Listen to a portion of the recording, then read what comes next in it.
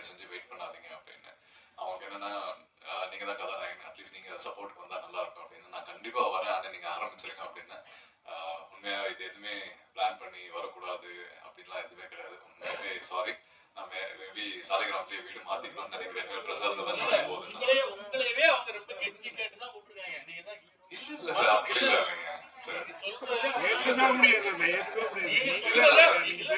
ஒரு படம்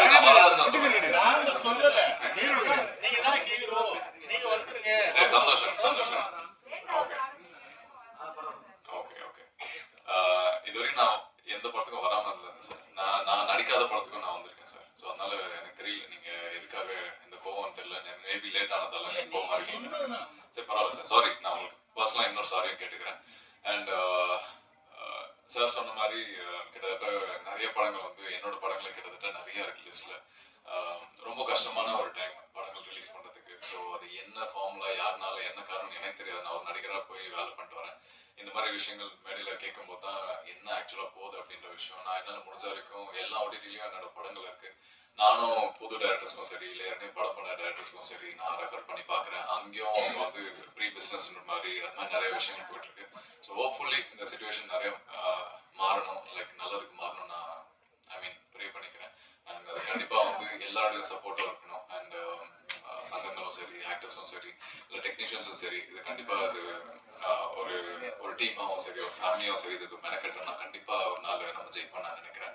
அண்ட் வந்தவங்களுக்கு எல்லாருமே நன்றி. ஒரு பெரிய சப்போர்ட் இந்த படத்துக்கு. ஏன்னா நிறைய பேர் வந்து இப்போ நீங்கள் சொல்கிறீங்க ஆக்டர்ஸே வரதில்லை அப்படின்னு. அப்படியேப்பட்ட படங்களுக்கு வந்து எவ்வளோ பெரிய ப்ரொடியூசர்ஸும் டெக்னீஷியன்ஸும் வரும்போது வந்து ரொம்ப பெரிய உதவியாக இருக்கும்.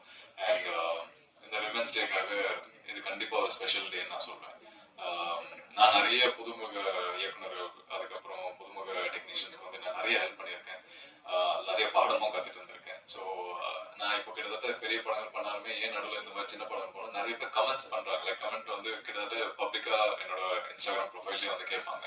நல்ல படங்கள் பண்ணும்போதெல்லாம் வந்து ஏன் சின்ன படங்கள்லாம் பண்ணுறீங்க. நான் சொன்னேன், நான் வரும்போது எனக்கு ஒரு வாய்ப்பு கொடுத்தாரு இல்லையா பார்த்துப்பேன் சார். அது மாதிரி நாளைக்கு யார் எப்படி வருவான்னு நமக்கு தெரியாது.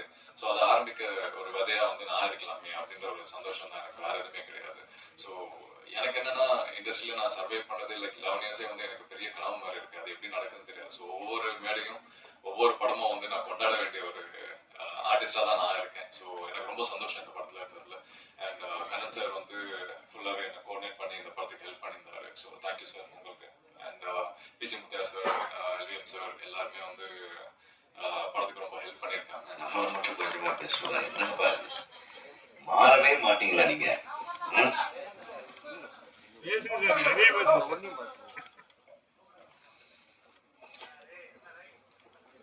மேடையில் அமர்ந்திருக்கும் திரு தனஞ்சயன் சார் அவர்களுக்கும், ஃபைனான்சியர் சார் அவர்களுக்கும், ஹீரோ அவர்களுக்கும், இயக்குனர் தயாரிப்பாளர் அவர்களுக்கும், தயாரிப்பாளர் சங்க செயற்குழு உறுப்பினர் ராஜா அவர்களுக்கும், தம்பி ஜெகன் அவர்களுக்கும், பாப்பி அவர்களுக்கும், ஃபைட் மாஸ்டர் அவர்களுக்கும், மாஸ்டர் நடிகர்களுக்கும், ஹீரோ அவர்களுக்கும், என்னுடைய அன்பு தம்பி கண்ணன் அவர்களுக்கும், ட்ரெண்ட் மியூசிக் நிறுவனத்தின்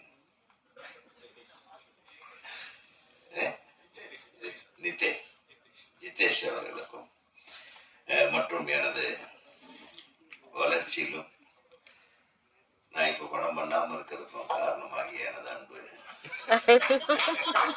பத்திரிகை நண்பர்களுக்கும், என்னை புகழ்ந்தவர்களுக்கும், என்னை இகழ்ந்தவர்களுக்கும், தன் சொந்த சங்கத்தையே திட்டி அமர்ந்திருக்கும் என் தம்பிக்கு, எப்படிடா இதெல்லாம் நீதான் அந்த சங்கத்தில் இப்போதான் ஜெயிச்சிருக்கிறேன், வந்து அவங்களே திட்டிட்டு இருக்கிறேன், கேள்விப்பட்ட தப்பா நினைக்க மாட்டாங்க. பேசும்போது முதல்ல நம்ம என்ன பேச போறோம் அப்படின்றது தெளிவாக பண்ணிக்கணும். ஒரு அழகான படம், ஆதங்கத்தை நீங்க ஆதங்கத்துக்காக தான் வருஷ கணக்குல நீங்க பதிவா போட்டு அடுத்தவங்களை டார்ச்சர் பண்ணிட்டு இருந்தீங்க. அது பத்தாத ஏதோ எலெக்ஷன் முடிஞ்சது. இப்போ ஏன் வரலன்னு நீ நிர்வாகத்தில் இருக்கும்போது உன்னுடைய நிர்வாகிகள்கிட்ட உட்காந்து நீங்க அங்க கேட்கணும். இவங்க கிட்ட கேட்ட இவங்க என்ன பண்ணுவாங்க சொல்லுங்க, ஏங்க வரல அப்படின்னு உங்களுக்கு கேட்ட நீங்க என்ன பண்ணுவீங்க? இது அதுக்கு உண்டான இடம் இல்லை ராஜா. சொல்கிறேன், நீ வந்து ஃபர்ஸ்ட் டைம் இந்த நிர்வாகத்துக்குள்ளே வந்திருக்க, அந்த அந்த ஒரு ஆதங்கத்தில் பேசிட்டேன். பட் இங்கே பேசக்கூடாது, நீங்கள் அங்கே கேட்கணும். நான் மட்டும் தனியாக போகிறேன், என் தலைவர், செயலாளர், பொருளாளர், துணைத் தலைவர்கள், இணை செயலாளர்கள் வரக்கூடாது, நான் அங்கே கேட்கணும். இங்கே வந்து ஒரு அழகான ஃபங்க்ஷன் நடந்துட்டு இருக்கும்போது திசை மாற்றி எவ்வளவு சிரமத்துக்கு நடுவில் தன்னுடைய ஆசையை நிறைவேற்ற ஒரு லதா மேடம் வந்து ஒரு அழகான ஒரு படத்தை எடுத்திருக்காங்க. அதை பார்த்து நான் எனக்கே ரொம்ப ரொம்ப ஆச்சரியமா இருந்தது. நீங்கள் அழகாக பண்ணியிருக்கீங்க. என்னோட முதல் வணக்கத்தை என் குரு கேவி ஆனந்துக்கும், என்னோட அடுத்த வணக்கத்தையும் வரவேற்பு அன்பு எல்லாத்தையும் மேடையில் கொண்டிருக்க என்னோட என்னோட என்னோட குருமார்கள், இல்லை என்னோட தலைவர்கள், அவங்க சொல்லலாம், நண்பர்கள், கொலீக்ஸ் எல்லாருக்கும். இஃப்தாருக்கு ஆரம்பிக்க வேண்டிய ஆடியோ லான்ச்சை சதருக்கு ஆரம்பிச்சிருக்கோம். இஃப்தாரு சாயங்காலம் முதல்ல அதுக்காக என்னோட மன்னிப்பையும் பெற்றேன். அதில் இந்த படத்தின் சார்பாக அதிலே இருக்கிறதுனால அதுக்கான பொறுப்பு நானும் ஏற்றுக்கிறேன். ஸோ ஃபர்ஸ்ட் அதுக்கான சாரி. வழக்கமாக நம்ம எல்லார் வீட்லேயும் பசங்க இருக்காங்க, நம்ம எல்லார் வீட்லேயும் பாட்டி இருப்பாங்க. அந்த பாட்டிங்கள்லாம் வந்து ஜென்ரலாக பண்ணும்போது நம்ம எல்லாருக்குமே இப்போ இருக்க பாட்டிங்களும் சரி, பாட்டிங்கெல்லாம் வந்து பேர பசங்களுக்கு கதை சொல்லுவாங்க. இதுதான் வழக்கமாக இருந்தது. ஓகே, எல்லாரும் கதை சொல்லுவாங்க. எங்கள் வீட்டிலலாம் வந்தால் என்ன டைமாக போய் கதை சொல்லுவாங்க. அந்த மாதிரி தான் லதா மேம் வீட்லேயும் அவங்க தன் பேர பசங்களுக்கு கதை சொல்லியிருக்காங்க. வாரம் டெய்லி கதை சொல்லிட்டே இருக்காங்க. ஒரு 2 சம்மர் லீவுக்கு முன்னால சரி இந்த மாதிரி கதை படமாக பார்க்க போகலான்னு போய் பார்த்தா அப்போ தான் தேட்டர் ஃபுல்லாக தேடுறாங்க. நம்ம படமே இல்லை. தலையை வெட்டுறது, மாங்கல்யத்தை அறுக்கிறது, குத்துறது, ஏமாத்து, இந்த மாதிரி தான் கடுப்பாயிட்டுக்கிறாங்க. என்னடா அது, இந்த மாதிரி கதை இல்லவே இல்லை.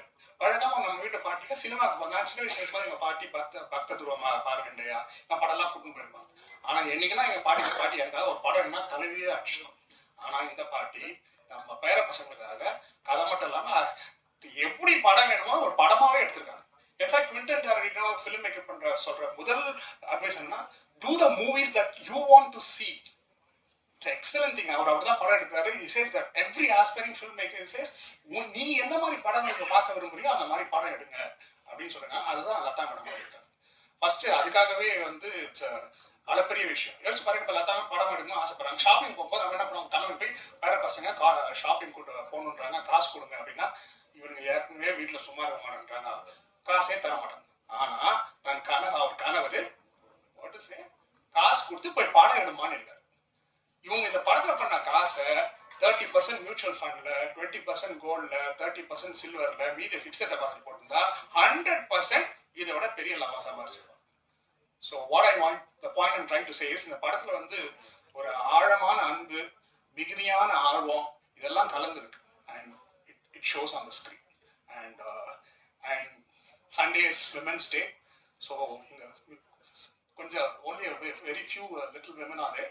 So first my happy Women's Day wishes, okay, to everyone, to my crew, to my producers, doctors, and என்னோட அழைப்பேற்று வந்திருக்க என்னோட திரைப்பாய் கூட நண்பர்கள் அவங்களுக்கும் அண்ட் எல்லாருக்கும் மிகப்பெரிய தேங்க்ஸ்.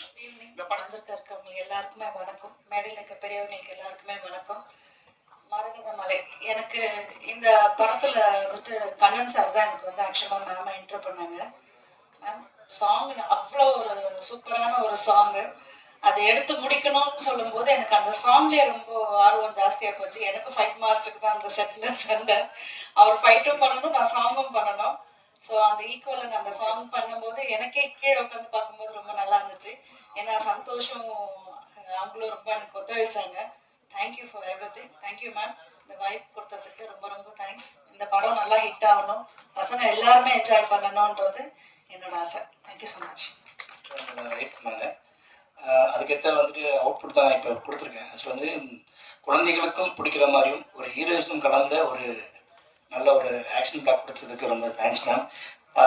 சந்தோஷ் ப்ரோ செம்ம ஹார்ட் ஒர்க். ஆக்சுவலி வந்து எதை சொன்னாலுமே வந்துட்டு ஒரு டேக் மேலே வாங்க மாட்டார். எல்லாமே வந்துட்டு பர்ஃபெக்டாக ஒரு வாட்டி பார்ப்பாரு, அடுத்த வாட்டி டேக் ஓகே அந்த மாதிரி வந்து விட்டுருக்காரு. கேமராமேன் சார் வரல, பிஜி முத்தையா சார். ஆக்சுவலி அவர் தான் இந்த படத்துக்கு எனக்கு ஒரு ஃபஸ்ட்டு ஒரு போனாக இருந்தார். அவர் தான் எனக்கு இந்த வாய்ப்பை வாங்கி கொடுத்தாரு. அவருக்கும் மிகப்பெரிய நன்றியை தெரிவிச்சுட்டு, இந்த படம் கண்டிப்பாக வந்துட்டு எப்படி ஒரு காட்டுக்குள்ளே ஒரு மலை இருக்குமோ அது போல் நம்ம படம் நம்ம மனசுக்குள்ளே வந்து நிற்கும்ன்றதை இந்த நேரத்தில் தெரிவிச்சுக்கிறேன். தேங்க்யூ ஸோ மச் எல்லாருக்கும். பேச தெரியாது, பாடுங்க.